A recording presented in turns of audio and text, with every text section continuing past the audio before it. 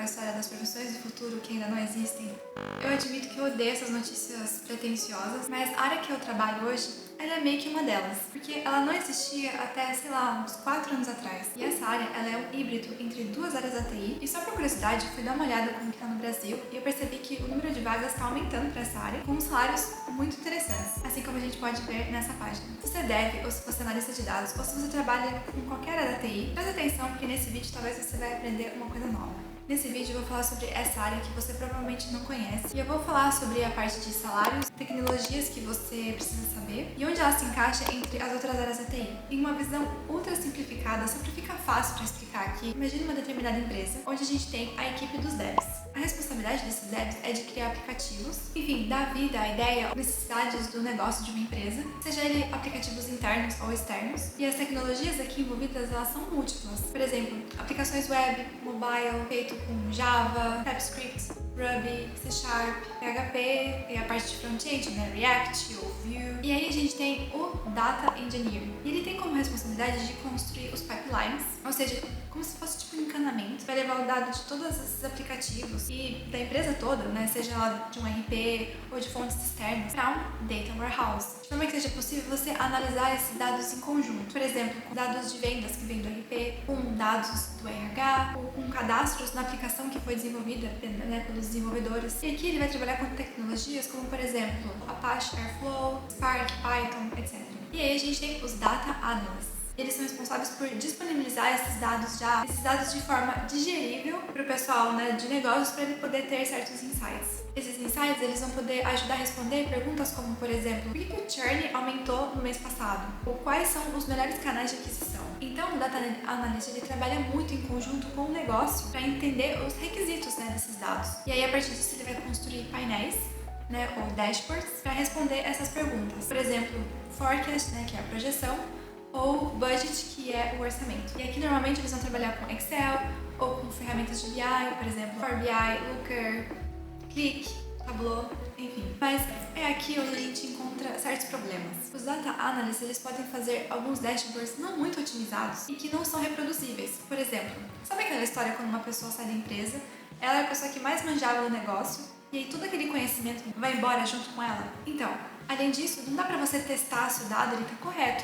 se ele veio da forma que era esperada, ou se o dado ele veio completo. E se você não tem como você testar isso, a manutenção depois desse código é um inferno na Terra, porque a lógica de negócio ela pode ser muito complexa. E além disso, por conta desse problema de otimização, isso pode ainda elevar o custo do Data Warehouse, fazendo com que a conta no final do mês vá para casa.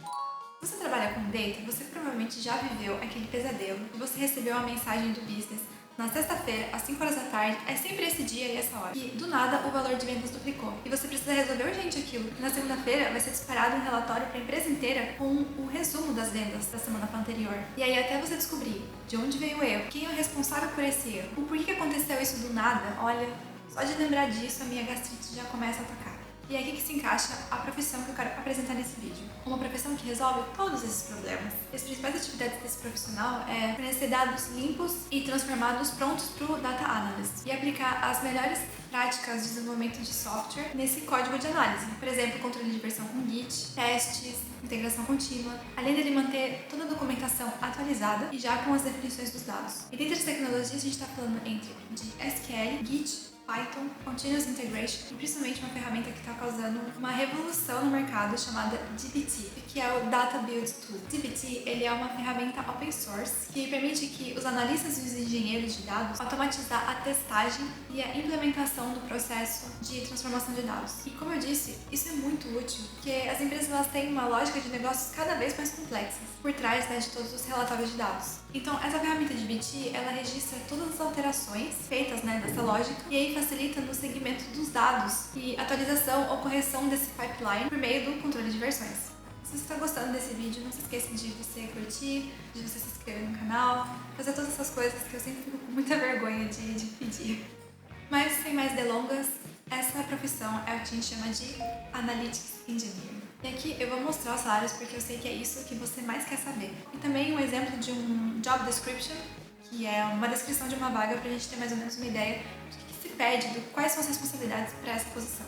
Bom, para começar, eu abri aqui, né, o meu site preferido para ter uma ideia de salários, que é o site, né, Glassdoor. Pra gente analisar aqui juntos, eu pensei em fazer uma comparação com São Paulo, que é a cidade onde eu, né, cresci, trabalhei, enfim. Mas se você não for de São Paulo, eu recomendo você entrar no Glassdoor, pesquisar pela sua cidade e fazer as suas pesquisas. Eu vou mostrar aqui também a Espanha, que é onde eu moro atualmente, porque tem muitas pessoas que me perguntam como é que tá o mercado aqui, então acho que vai ser interessante mostrar também. Mas antes, eu só queria avisar que esses valores, eles estão uma média. De empresa para outra empresa pode variar mais de 50%. Então, eu comecei aqui com São Paulo, e o que eu fiz? Eu filtrei do salário do maior para o menor. E eu fui aqui nessa página 6, né, 5, 6, isso, pra gente ver a média. E claro, tem algumas posições aqui de manager, mas tem algumas que são de analista mesmo.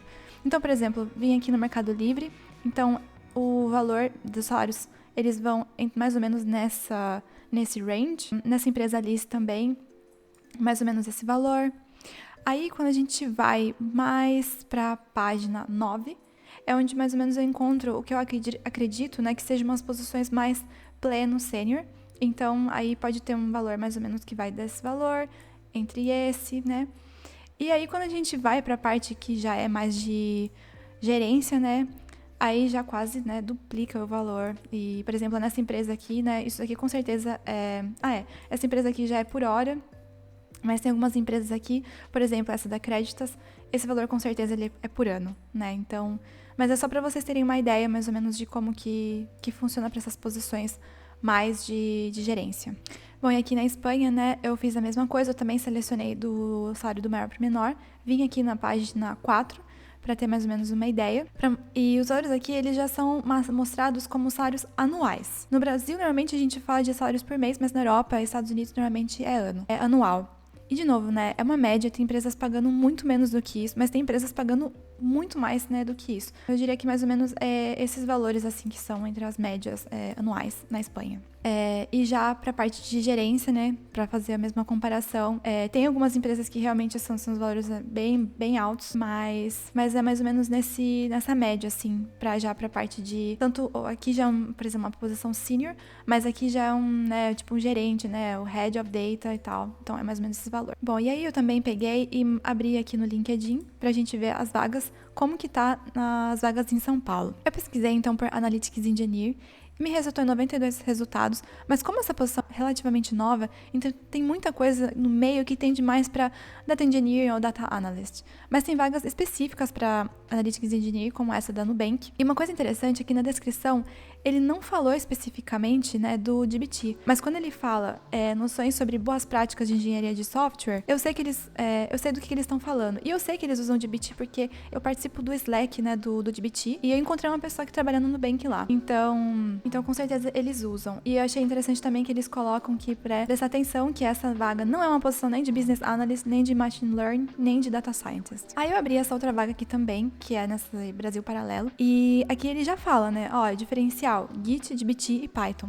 E essa vaga me parece tender mais pro lado Analytics, porque aqui ele tá pedindo, né, experiência em ferramenta de visualizações, né, Looker, Power BI, enfim. Aí eu abri uma outra vaga também, que é já da cartão Elo. Aqui eles também pedem DBT, mas essa vaga, né, o que eu achei interessante dela é que ela me parece mais com o que eu trabalho, porque ela pede coisas que tendem mais pro engineering. Então como vocês podem ver, eles já pedem experiências já com PySpark, Python, parte de Redshift, né, serviços da AWS. Então tem a parte de dashboard que eles estão pedindo também, mas eu acho que é mais pra você ter uma noção mesmo do que você colocar a mão ali, né, nos painéis. E aí, mudando, né, pra dar uma olhada como que estão nas vagas da Espanha, eu filtrei, então, Analytics Engineer na Espanha toda, e eu não coloquei uma cidade específica, porque pra vocês terem uma ideia de outras regiões, né, que tem vagas, né, na Espanha inteira, não só em Madrid, mas tem Barcelona, Valência.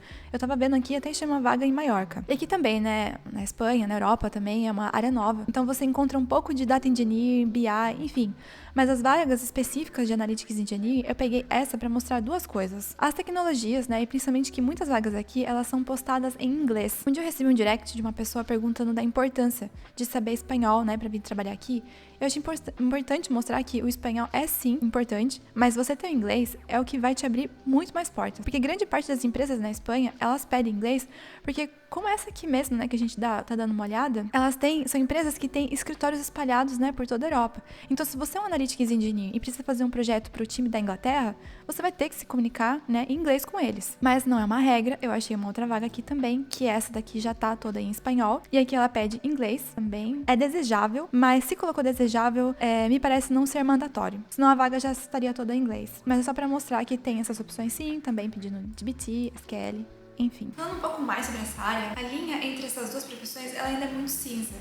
Por exemplo, por ser uma área muito nova, vão existir empresas onde o Analytics Engineer ele vai tender mais para a área de Analyst. Então ele vai trabalhar com toda a parte, né, normal, parte de modelagem, de data cleaning, testes, documentação, mas além disso ele também fica responsável por ajudar, talvez os data analysts, a criar esses painéis, esses dashboards. Porém, vão ter casos, que é o meu, em que a posição, né, na empresa, ela vai tender mais para a parte do data engineering. Então, mesma coisa, a pessoa vai trabalhar com a parte de modelagem, de cleaning, de documentação, teste, mas ela também vai pegar algumas responsabilidades, né, desse data engineering. Por exemplo, mexer com Airflow em determinados casos, mexer com permissões de dados no Terraform, dar manutenção em códigos de Python, seja ele em modelagens ou às vezes códigos desenvolvidos internamente para dar suporte em algumas atividades, por exemplo, teste automatizado, né, manutenção no CI/CD quando eventualmente tiver alguma mudança. Bom, e se você ficou com interesse em querer saber mais sobre essa área, como é que faz para você se tornar um Analytics Engineer, eu vou deixar vários links na descrição com mais detalhes. Esses links eles estão todos em inglês, mas se você não se sente confortável ainda com inglês, eu tenho um vídeo aqui no canal, talvez ele pode te ajudar com isso. Como a gente pode ver, essa área, do meu ponto de vista, é uma área muito promissora. Eu entrei nessa área fazem menos de 2 anos e até agora eu tenho gostado muito porque eu acho muito legal você colocar as melhores práticas de desenvolvimento de software no mundo de dados.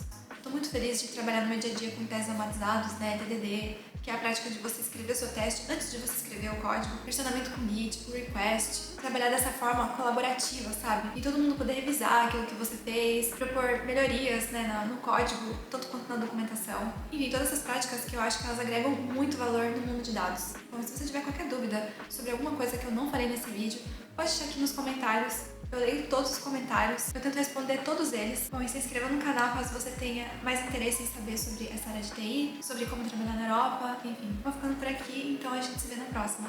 Tchau!